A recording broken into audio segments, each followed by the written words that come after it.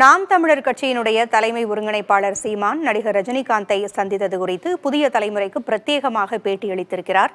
இதுகுறித்து அலசுவதற்காக நமது அரசியல் பிரிவு ஆசிரியர் கார்த்திகேயன் இணைந்திருக்கிறார். கார்த்திகேயன், ரஜினிகாந்தை சந்தித்தது குறித்து சீமான் பேசிய பொழுது அரசியல் நோக்கத்திற்காகத்தான் சந்தித்தேன், அரசியல் பேசினேன், நிறைய பேசினோம், எல்லாவற்றையும் பகிர முடியாது என்று சொல்லி சில விஷயங்களை பகிர்ந்திருந்தார். அதில் அரசியல் என்பது ஒரு கொடூரமான விளையாட்டு என்பது குறித்து இருவரும் பேசினோம். நேர்மையாளர்களுக்கு பல்வேறு விதமான சிக்கல்கள் இருக்கின்றன. இப்படி பல்வேறு விஷயங்களை அவர் பகிர்ந்திருக்கிறார். நீங்கள் தொடரலாமே. திரு ரஜினிகாந்த் கட்சி ஆரம்பித்து அரசியலுக்குள்ள வர்றேன் அப்படின்லாம் சொன்ன பிறகு மிக கடுமையான எதிர்வினை ஆற்றியவர் திரு சீமான். தமிழ்நாட்டை சேர்ந்த ஒருவர் தான் தமிழ்நாட்டை ஆளணும் அப்படின்ற அந்த கருத்தியில் அவர் உறுதியாக இருந்ததுனால திரு ரஜினிகாந்துக்கு எதிர்வினை ஆற்றினார், கடுமையான விமர்சனங்கள் முன்வைத்தார். அதே போன்று அவர் பேட்டியிலேயே குறிப்பிடுகிற மாதிரி திரு கமலஹாசன் கட்சி தொடங்கி அரசியலுக்குள்ள வருகிற போதும் அவர் எதிர்வினை ஆற்றினார். மக்கள் போராட்டங்களில் களத்தில் நிற்கிறவங்க தான் மக்களை ஆளணும் அப்படிங்கிறதான் திரு சீமானுடைய நிலைப்பாடு. அந்த அடிப்படையில் தான் திரு ரஜினிகாந்த், திரு கமலஹாசன் போன்றவர்களுக்கான எதிர்வினை ஆற்றினார், எதிர்ப்பையும் தெரிவித்தார். அந்த அடிப்படையில் இந்த சந்திப்புங்கிறது ரொம்ப முக்கியமானதாக பார்க்கப்படுகிறது. அவரே வெளிப்படையாக ஒத்துக்கொண்டிருக்கிறார், அரசியல் குறித்து நாம் பேசணும் அப்படிங்கிறத வெளிப்படையாக ஒத்துக்கொண்டிருக்கிறார். மற்ற விஷயங்கள் பேசினது குறித்து அவர் வெளிப்படையாக எதுவும் நம்மகிட்ட பகிரல. இந்த சந்திப்பில் கூட இருந்தவர் அரசியல் விமர்சகர் திரு ரவீந்திரன் துரைசாமி, அவரும் தற்போது தொலைபேசி வழியாக இணைந்திருக்கிறார். சார் வணக்கம். வணக்கம். என்ன ரஜினி கிட்ட பேசணும் கொண்டோம் அப்படிங்கிறத சீமான் வெளிப்படையாக சொல்ல மறுத்துட்டார். நாகரிகம் கருதி அவர் சொல்லாம தவிர்த்திருக்கலாம். ஆனா சில விஷயங்கள் அவர் கோடிட்டு காட்டினதுலேருந்து புரிந்து கொள்ள முடிகிறது. திரு விஜய் போன்றவர்கள் அரசியலுக்குள்ள வருகிறதுல அவருக்கு அதிருப்தி இருக்கு அப்படிங்கிறத அவர் பேட்டியின் சாராம்சத்திலிருந்து நம்மளால பார்க்க முடிகிறது. திரு காமராஜர், பேரறிஞர் அண்ணா போன்றவர்கள்லாம் மக்களால் உருவாக்கப்பட்டாங்க தலைவர்களாக. இப்போது ஒரு திட்டமிட்ட ஒரு உருவாக்குதல் நடக்குது இந்த மாதிரி தலைவர்களை உருவாக்குறதுல அப்படிங்கிறத அவர் கோடிட்டு காமிச்சுக்கிறதா புரிந்து கொள்ள முடிகிறது. நீங்க பகிர்ந்துக்கலாமா இந்த சந்திப்புல முக்கியமான விஷயங்கள் என்னெல்லாம் பேசப்பட்டதுங்கிறத சிலதை பகிர்ந்துக்கலாமா? இல்ல, அது ரெண்டு பேர் சந்திப்புங்கும் போது நான் என்ன சொல்ல முடியும்னா, அண்ணன் ரஜினிகாந்த் அவர்கள் பாரத பிரதமர் மோடி அவர்களால் மதிக்கப்படக்கூடிய ஒரு ஆளுமையாக இருக்கிறார். அதுபோல் தமிழக முதல்வர் மு.க. ஸ்டாலின் அவர்களால் பெரிதும் மதிக்கப்படக்கூடிய ஒரு ஆளுமையாக இருக்கிறார்.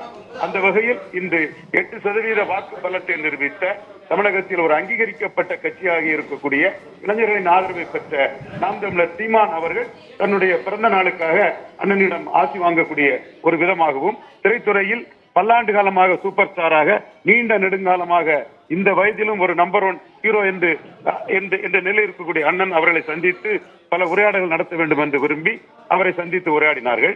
2.25 மணி நேரம் அந்த உரையாடல் நடந்தது. மணிவண்ணனிலிருந்து டைரக்டர் மகேந்திரனிலிருந்து இயக்குனர் பாலச்சந்தரிலிருந்து பலரை பற்றியும் விவாதங்களையும் அவர்கள் நீண்ட நேரம் பேசினார்கள். சினிமா பற்றிய தன்னுடைய ரசனையும், அண்ணன் ரஜினிகாந்த் படத்தின் ஒவ்வொரு காட்சிகளையும் தான் ரசித்ததையும் சீமான் அவர்கள் அண்ணனிடம் விளக்கி கொண்டிருந்தார்.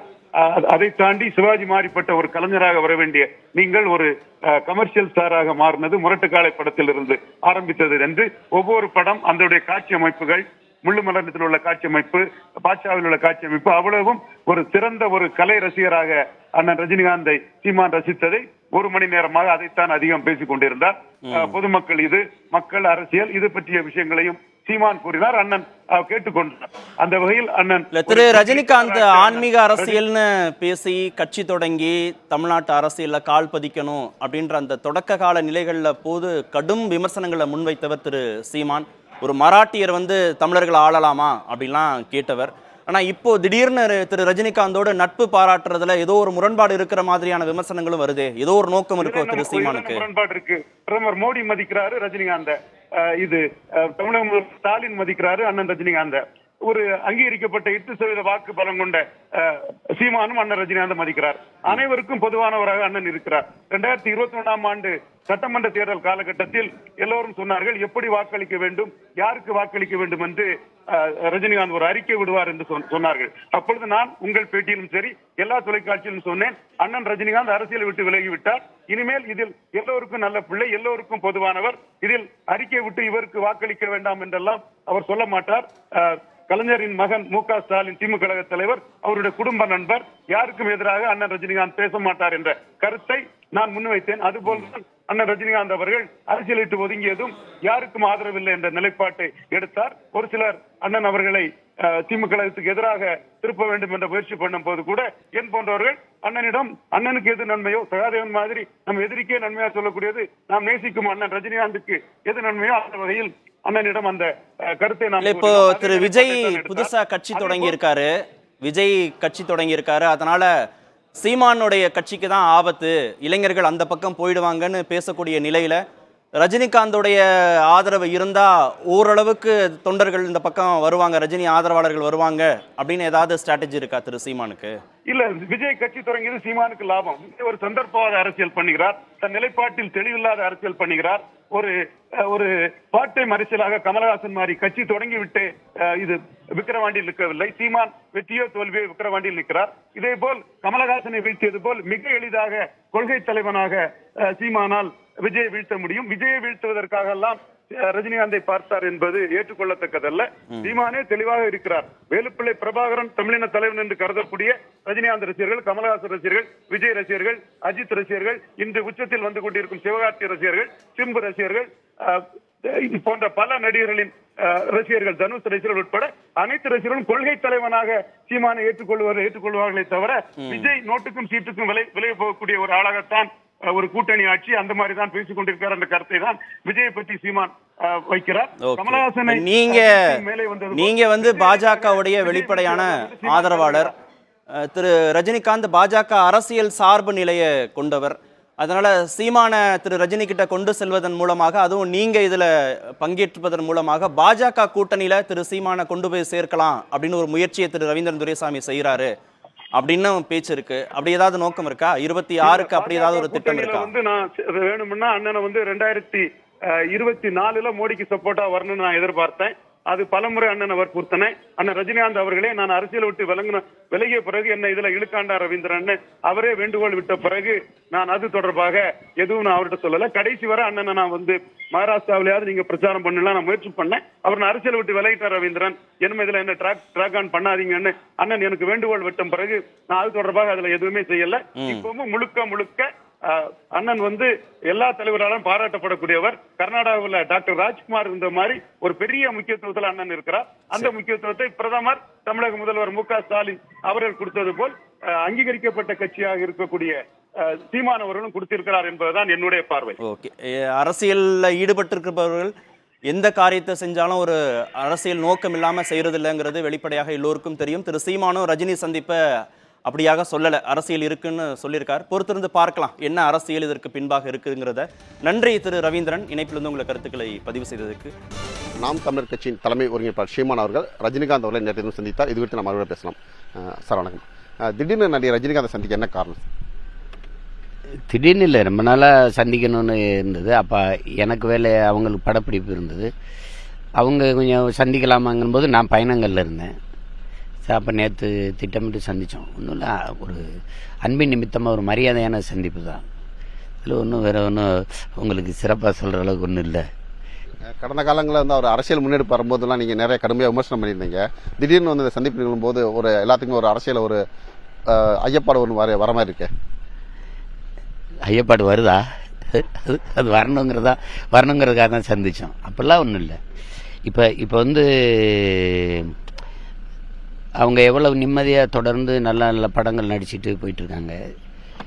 இது அவங்க என்னை விட வயசில் பெரியவங்க, ரெண்டாவது நிறைய அனுபவம் திரையுலகிலையும் சரி இதுலேயும் சரி, என்னிலையும் விட நிறைய தலைவர்களை நெருக்கமாக பழகினவங்க.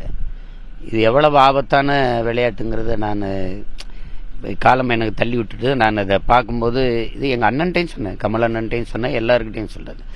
இது ரொம்ப கொடூரமான ஒரு ஆட்டம். இது அவர் மனநிலைக்கு இது சரியாக வராது. ஏன்னா இங்கே நிறைய பேச்சுகள், அவதூறுகள் இதெல்லாம் தாங்கணும். இந்த களத்தில் நேர்மையாக இருக்கிறது அவ்வளோ கஷ்டம். நபிகள் நாயகம் சொல்கிறாங்கள, ஒரு காலம் வரும் அப்போது நேர்மையாக வாழ்வது என்பது உள்ளங்கையில் நெருப்பு துண்டை வைத்திருப்பதுக்கு சமமாக இருக்கும்னு. அது இந்த காலம்தான். இப்போ அதனால் அவங்க அதனால தான் நான் அதை சொன்னேன். இப்போ நிறைய நேரம் பேசணும், அது எல்லாத்தையும் நம்ம பகிர்ந்துக்கிற முடியாது. ஒரு அன்பான மரியாதை நிமித்தமான சந்திப்பு தான். நிறைய திரையுலகம் குறித்து, அரசியல் குறித்து விவாதிச்சுக்கிட்டோம். குறிப்பா அரசியல் குறித்து பேசணும்னு சொல்லிருக்கீங்க. அரசியல் அவர் ஏற்கனவே வந்து தமிழகத்துல வெற்றிடம் இருக்கு, தலைவருக்கான வெற்றிடம் இருக்குன்னு சொல்லியிருந்தாரு. இப்போ அதை பத்தி ஏதாவது பேசல? அது இன்னும் இருக்கு தானே. ஒரு நல்ல தலைமை அப்படிங்கிறது அது மக்கள் தான் முடிவு செய்யணும், எது சரியான தலைமைங்கிறது. இங்கே வந்து தலைமைகள் வந்து தலைவர்கள் வந்து உருவாவதில்லை, உருவாக்கப்படுறாங்க. நீங்கள் பார்த்து நீண்ட காலமாக மக்களிலிருந்து மக்களினுடைய துயர துன்பங்கள் அடித்தளத்திலிருந்து அவனுடைய பசி, அவனுடைய கவலை கண்ணீர்லேருந்து மேலே வரணும். அப்படி இல்லாமல் திடீர்னு வர்றது இருக்குது பாருங்களேன். இப்போ உருவாக்கப்படுகிறவர்கள், உங்களுக்கு தெரியும் நான் என்ன சொல்கிறேன்னு. அப்போ அந்த மாதிரி வரும்போது அவங்களுக்கு வந்து உழைக்கும் அடித்தட்டு மக்களினுடைய உணர்வு என்ன, அவங்களுடைய பசி என்ன, கவலை என்ன, கண்ணீர் என்ன, எதுவுமே தெரியறதில்ல. அப்போ அந்த மாதிரியான தலைவர்கள் இப்போ இல்லை. அது பெருந்தலைவர் வந்தார், பேரறிஞர் அண்ணா போன்ற பெருமக்கள் வந்தாங்க. அப்படியான தலைவர்கள் இப்போ நமக்கு வாய்க்கப்பெறலை. அந்த வெற்றிடம் இருக்குது. அது அவர் சொல்றது சரிதான். இன்னைக்கு வந்து வாக்குகள் வந்து நன்மதிப்பை பெற்று பெறப்படுவதில்லை, வாங்கப்படுது. இப்போ ஒரு ஆட்சியாளர்கள் வந்து சிறப்பாக ஆட்சி செய்யும் போது மக்கள் வந்து அந்த தலைவனை கொண்டாடுவாங்க. உங்களுக்கு தெரியும், குடிதள்ளி கோல வச்சு மாநில மன்னன் அடிதொலி நிற்கும் உலகன்னு நமது மறையே சொல்லுது. அப்படி இல்லாதனால தான் நாங்கள் நல்ல ஆட்சி கொடுத்துருக்கோம், சிறப்பாக செய்கிறோம், நாங்கள் அப்படி செய்கிறோம், யாராலும் குறை சொல்ல முடியாதுன்னு ஆட்சியாளர்களே சொல்லிட்டு இருக்கிறாங்க. இப்போ நீங்கள் வந்து வெகுவாக மக்களால் கொண்டாடப்படும்னா ஒரு தலைவன் வரும்போது தன்னெழுச்சியாக மக்கள் ஓடி போய் வரவேற்பு கொடுக்கறதும் பார்க்குறதும் இது பண்ணுறதும் இருக்கும். ஆனால் அங்கே அப்படி இல்லை. அப்படிங்கும்போது நீங்கள் நல்ல ஆட்சி கொடுத்தா வாக்குக்கு காசு கொடுக்க வேண்டிய நிலைமை தேவையில்லை. அது அவசியமே இல்லை. தொடர்ச்சியாக நீங்கள் அதான் செய்கிறீங்க. அதனால இங்கே வந்து ஒன்று தான் உங்களுக்கு சொல்ல தோணுது, இங்கே வந்து சேவை அரசியலோ செயல் அரசியலோ கிடையாது, செய்தி அரசியல் தான். இங்கே கட்சி அரசியல், இந்த என்ன சொல்றது, கட்சி அரசியல் தேர்தல் அரசியல் தான் செய்யப்படுது, மக்கள் அரசியல் செய்யப்படலை. இந்த மாறுதலை கொண்டு வர்றது தான். அதை தான் ஐயா ரஜினிகாந்த் அவர்கள், உங்களுக்கு தெரியும், சிஸ்டம் ராங்னு ஆங்கிலத்தில் சொன்னாங்க. நான் அதை தமிழில் அமைப்பு தப்பாக இருக்கு மாற்றணும்னு சொன்னேன். அது குறித்து தான் பேசணும். இப்பயும் ரஜினிகாந்த் அரசியல் ஆர்வம் இருக்கா சார்? அரசியலை பற்றி அவர் ஏதாவது பேசினாரா? ஆர்வம் இல்லாமல் எப்படி இருக்கும்? ஒரு இந்த நாடு மக்களும் நல்லா இருக்கணும்னு நினைக்கிற எல்லா நல்ல உள்ளங்களுக்கும் அரசியல், அதுவே அரசியல் தான். இப்போ நீங்கள் ஒரு படத்தின் மூலமாக ஏதாவது ஒரு நல்ல செய்தியை சொல்லணும்னு நினைக்கிறது ஒரு அரசியல் தான். அதை தான் லெனின் ஒவ்வொரு மனிதனின் ஒவ்வொரு வார்த்தையிலும் அரசியல் பிறக்குதுங்கிறார். காந்தி வந்து அரசியலுங்கிற எண்ணமே இல்லாதவன் மனிதனாகவே இருக்க முடியாதுங்கிறார். நீ அரசியல் வேணாம், நீ விலகி நிற்கலாம், ஆனால் அரசியல் ஒன்றை விட்டு வரும்போது விலகாதுன்னு அரிஸ்டாட்டில் சொல்கிறான். நீ அரசியல் வேண்டாம் என்று விலகி நின்றால் நீ யாரை வெறுக்கிறியோ அவன் ஆட்சியன்களை வாழ நேரிட்டும்னு பிளாட்டோ சொல்கிறான். அப்போ அரசியல்ங்கிறது நான் புரிஞ்சுக்கிட்ட வரை அரசியல் என்பது ஒரு வாழ்வியல். ஒரு மனிதனின் உடலில் இருந்து உயிரை பிரிப்பதும் ஒரு மனிதனின் வாழ்வில் இருந்து அரசியலை பிரிப்பதும் ரெண்டும் ஒன்று தாங்கிறது தான் என்னுடைய மதிப்பீடு, என்னுடைய புரிதல், கோட்பாடு. அப்போ அந்த அடிப்படையில் அரசியல் இல்லாமல் எதுவுமே இல்லை. இப்போ நீங்கள் வந்து என்கிட்ட கேட்குறீங்க, நீங்கள் ஐயா ரஜினிகாந்தை சந்தித்து என்ன பேசிக்கிட்டீங்கன்னு, இது ஒரு அரசியல் தான். அப்போ அரசியல்ங்கிறது தனியாக ஒன்றும் இல்லை, அது ஒரு வாழ்வியல். அப்போ அதனால அது ஒரு மனிதனின் பிறப்பிலிருந்து இறப்பு வரை அரசு தான் எல்லாத்தையும் தீர்மானிக்குது. அந்த அரசியல் தான் தீர்மானிக்குது. அப்படின்னா அவருக்கு ஆர்வம் இல்லாமல் எப்படி இருக்கும்? அவர் நடப்பு அரசியலை பற்றி எதாவது பேசினாங்க?